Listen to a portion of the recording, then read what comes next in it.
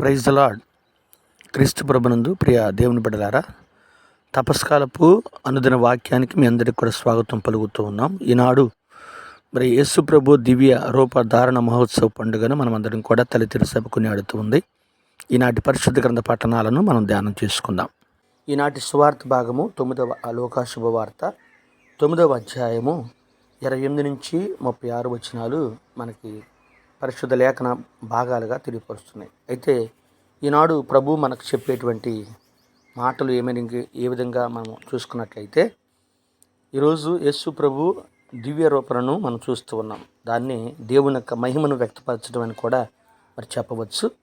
మరి ఆయన వెళ్ళేటప్పుడు ఆయనతో పాటు పేతురు గారిని, యాకోబు గారిని, యోహాను గారిని వెంట పెట్టుకుని ఆ కొండ మీదకి వెళ్ళినట్లుగా మనం చూస్తున్నాం. ప్రియ స్నేహితులారా, దేవుని బిడ్డలారా, ఈ సమయంలో కనుక మనం చూసుకున్నట్లయితే, అలాగనే పాత నిబంధన కాలంలో కూడా మోషే గారు కూడా సినాయి పర్వతం మీదకి వెళ్ళేటప్పుడు మనం చూస్తూ ఉన్నాం. నిర్గమాకాండములో 24వ అధ్యాయంలో 1వ వచనాన్ని చూసినట్లయితే, ఆయన మోషేతో, నీవు, అహరోను, నాదాబు, అబీబు, ఇజ్రాయేలులు 70 మంది పెద్దలు కూడా నా కడకు రండి, మీరు దూరమునగా నుండి నాకు సాగిలపడండి.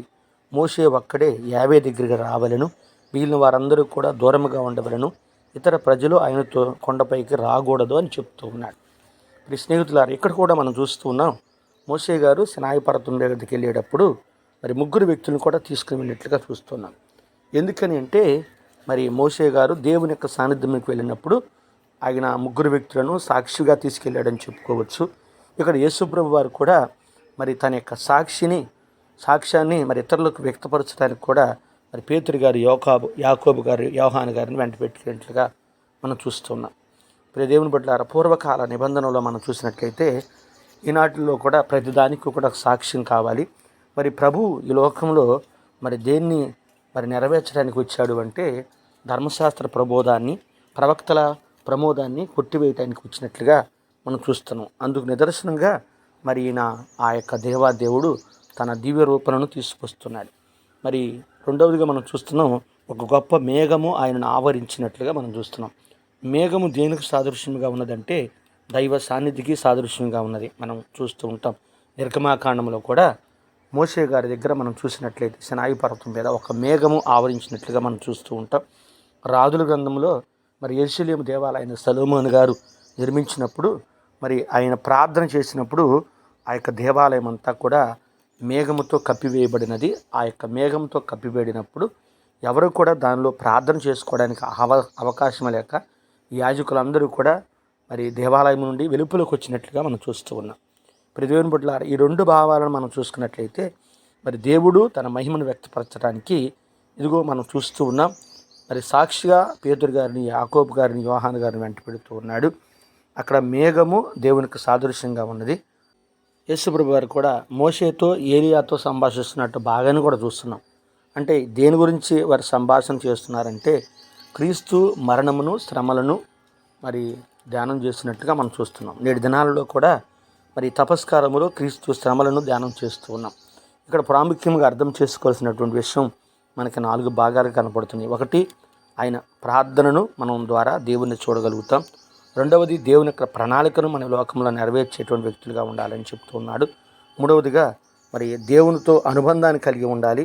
నాలుగవదిగా దేవుని యొక్క అనుగ్రహాలను పొంది ఉండాలని కూడా చెప్తున్నాడు. కనుక ఈ దివ్య రూపణ మహోత్సవ పండుగ ద్వారా మనమందరం కూడా దేవుడు మనకు నేర్పిస్తున్నటువంటి పాఠాలను ఆనాడు పేతురు గారు, యాకోబు గారు, యోహాను గారులే సాక్ష్యమని పేతురు గారు రాసిన లేఖలో కానీ, యోహాను గారు రాసినటువంటి లేఖలో కూడా మనకు కనపడుతుంది.